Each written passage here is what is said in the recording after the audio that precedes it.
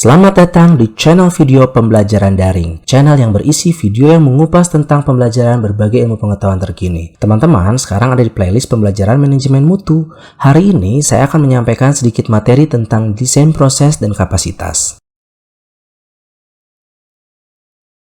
Produktivitas yang baik sangat berhubungan dengan manajemen proses. Suatu proses didefinisikan sebagai integrasi sekuensial atau berurutan dari orang, material, metode, dan mesin atau peralatan dalam suatu lingkungan guna menghasilkan nilai tambah output untuk pelanggan. Suatu proses mengkonversi input terukur ke dalam output terukur melalui sejumlah langkah sekuensial yang terorganisasi.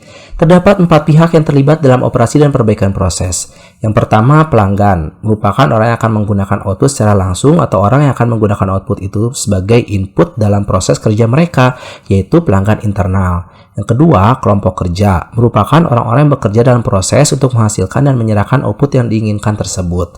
Yang ketiga, pemasok, yang merupakan orang yang memberikan input ke proses kerja. Orang-orang yang bekerja dalam proses pada kenyataannya merupakan pelanggan dari pemasok.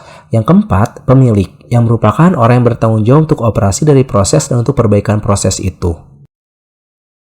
Seperti diketahui, pelanggan adalah orang yang mendefinisikan proses untuk menghasilkan output yang diinginkan. Hal ini diperoleh melalui 2 kategori informasi yang mengalir dari pelanggan ke kelompok kerja.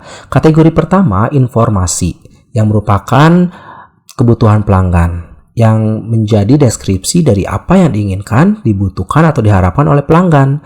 Kebutuhan pelanggan ini akan menentukan apa yang harus dilakukan atau dihasilkan dan diserahkan oleh proses.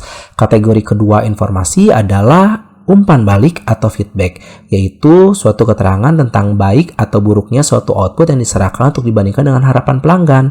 Umpan balik ini merupakan isyarat utama untuk perbaikan proses pada operasi yang akan datang. Aliran informasi dan produk dan pemasok kelihatannya sebagai suatu cermin citra dari proses yang digunakan untuk menghubungkan kelompok kerja dengan pelanggannya.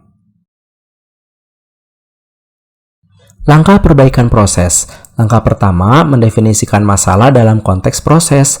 Masalah atau M adalah kesenjangan antara kinerja aktual dan target kinerja yang diharapkan, sehingga masalah merupakan kinerja aktual dikurangi dengan target kinerja.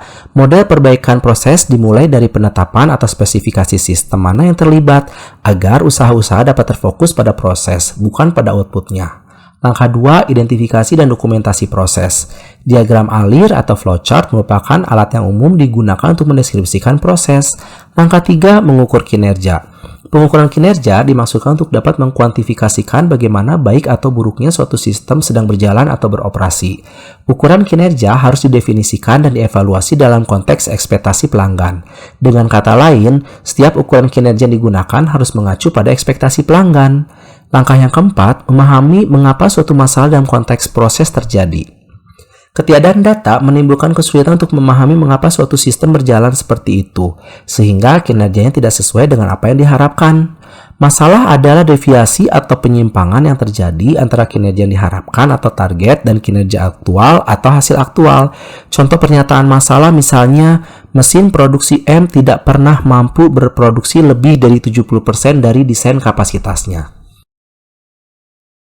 Pada dasarnya, variasi adalah ketidakseragaman dalam sistem, sehingga menimbulkan perbedaan dalam kualitas pada produk yang sama. Terdapat 2 sumber atau penyebab timbulnya variasi. Yang pertama, penyebab umum yang merupakan faktor di dalam sistem yang melekat pada proses operasi yang menyebabkan timbulnya variasi dalam sistem serta hasil-hasilnya. Penyebab umum menimbulkan variasi acak dalam batas yang dapat diperkirakan. Sering disebut juga sebagai penyebab acak atau penyebab sistem. Yang kedua, penyebab khusus, yaitu kejadian di luar sistem yang mempengaruhi variasi dalam sistem.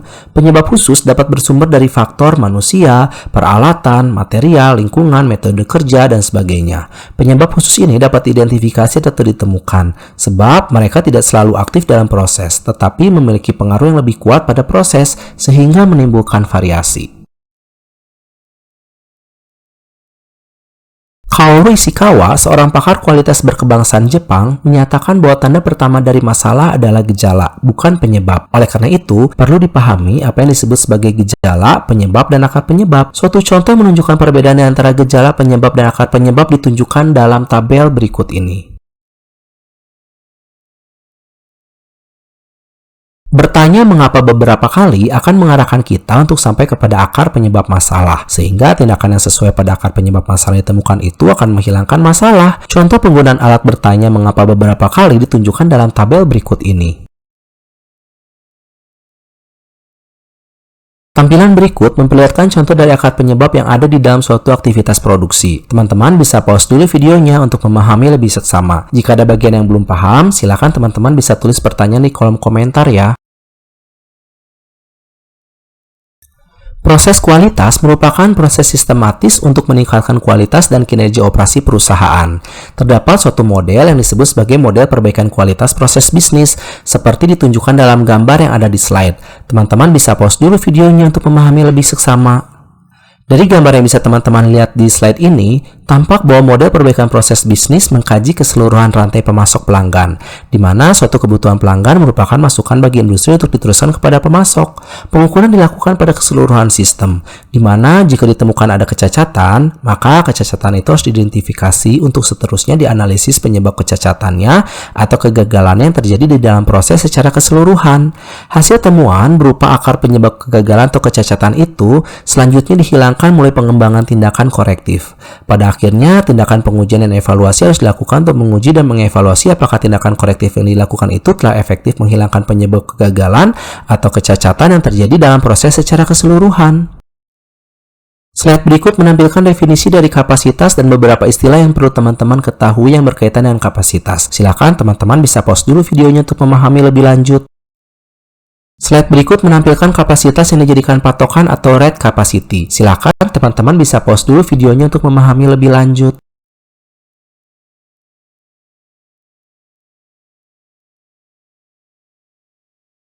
Dalam keseharian, kita mengenal analisis titik impas sebagai istilah balik modal. Slide berikut menampilkan istilah yang berkaitan dengan analisis titik impas. Silakan teman-teman bisa pause dulu untuk videonya untuk memahami lebih lanjut.